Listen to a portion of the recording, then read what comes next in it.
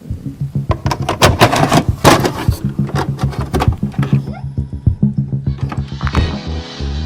style, y'all. Insanity, insanity, whatever happened to humanity? Ooh. Wait Until Dark is a 1967 American psychological horror thriller film that has been directed by Terrence Young and has been produced by Mel Ferrer. A recently blinded woman is terrorized by the trio of thugs while they search for a heroin stuffed doll they believe is in her apartment. What the fuck was this movie? I thought this movie was shit. I thought this movie was damn fucking good. I was so mind blown and just so shocked of how good this movie was to the point where it kind of left me like curious why no one has been talking about this film. Maybe people have and I haven't noticed, but where I'm from, people like to bring up movies from those times that replicate horror such as Halloween, such as Jason, such as Freddy Krueger, Child's Play, all that stuff. Now, Wait Until Dark came out before those movies. But all I'm saying is this, and it could be the reason why this movie hasn't been brought up that much because this movie had came back in an earlier time, and those movies that I mentioned like Halloween and etc. has came out later. But Jesus Christ, even though this movie has came out back then, I'm gonna have to say this is a film that should not be overlooked because this movie is more than just a must watch. This movie is more than just a horror thriller film that people would just talk about and give it, praise it to the high heavens. This movie is an indeed a masterpiece, and in my opinion, it's very much ahead of its time. With the horror and with the thriller aspects, they don't push it right into your face that much, especially when it comes to the beginning. They like to work their way into earning it by giving us enough material, by giving us slow pacing, and giving us enough dialogue and chemistry for the characters. Even the ones that appear to be not good in the film that we supposed to not like. And they have done a good job. And that is just enough praise with the acting too. Even though the story gave us enough us to know about the variation of the characters and just know the drive of the criminology of the story itself, the acting was well done and well crafted and executed to the point where every single character made me feel as if this was really going on. It didn't really feel like a film to me. It felt like a tape was being recorded and they was just getting caught on the footage, especially with Audrey Hepburn's character. Now, I love Audrey Hepburn. In fact, it's kind of a disrespecting gesture because I didn't even know that she did a horror film like this. But even though I did not know, this was basically a great surprise to me because, man, she has killed the shit out of this role. Not just by her being in the whim of her being at the mercy of the thugs that's in this house trying to find the doll, but just by her portraying a blind character, Susie. Now, by her being blind recently, people may have a problem with her stumbling across the things and just her not using her blind expertise. But again, she has became blind recently, so there's some things that she is new to, things that she needs to be familiarized to, and things that she needs to be aware of.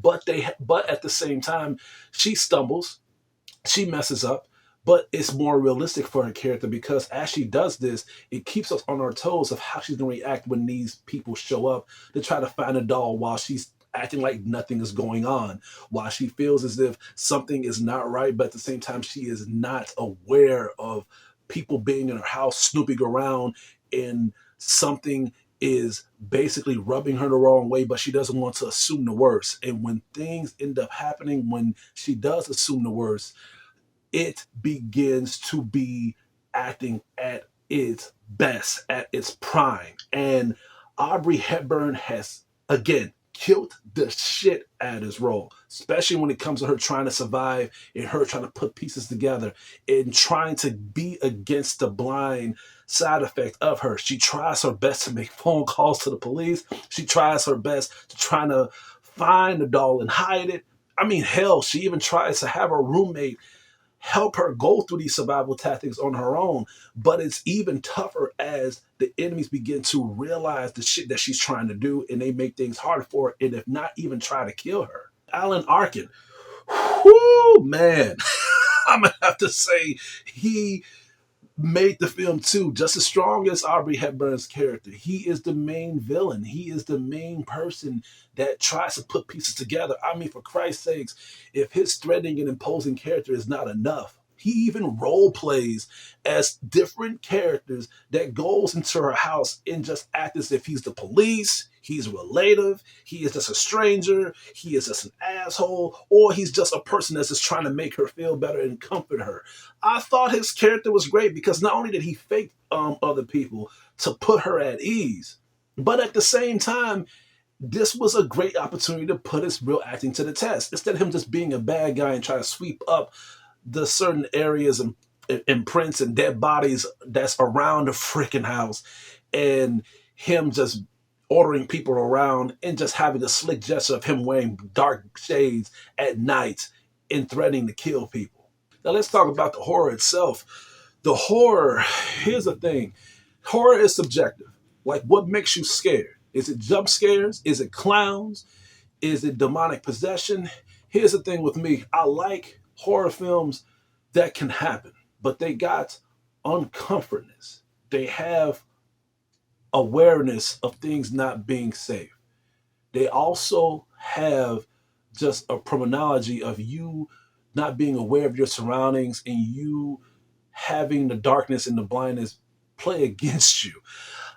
And at the same time, they do have good thrilling, good chilling aspects. Everything in this film has played a good place into the horror aspects of that's actually the main power of this film. Is just how scary is it? How relatable is it? And how fiction is it? What I liked about this film is that not only that her blindness was against her, but by her being alone in the house, her not being aware of just how many people there was that was trying to find that doll and trying to clean up the whole place and making sure that she keeps her mouth shut.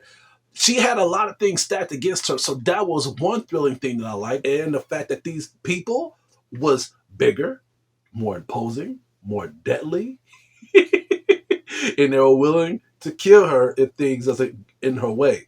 So by her not being able to see it, her not being able to know how many enemies they are, who to trust and who not to trust, I thought it was great. But they also ended up pulling another horror aspect into it when it comes to it being dark, when it comes to it having certain sound elements to the film that made me jump up a lot, especially when she finds out that the phone line wasn't working.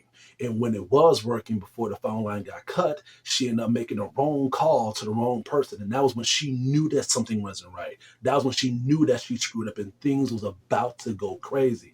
They have done well with the soundtrack of this film because it was a good buildup of us feeling the characters' emotions and feeling that they are indeed in deep shit. I like films that add that pressure to the soundtrack of the realization of the characters. At the end of the day, this movie needs to be watched, it needs to be praised, and it needs to be mentioned. If you like horror, if you like thriller, if you like drama, because they do have drama here, if you like films that like to put you on the edge of your seat, because it happens in this film a lot, and hell, if you like films that has very good acting and it has a very good relatability to the character development and just the story itself, Wait Until Dark is a film that should not be overlooked, especially in a month like this of Halloween. I'm gonna have to give Wait Until Dark an A+.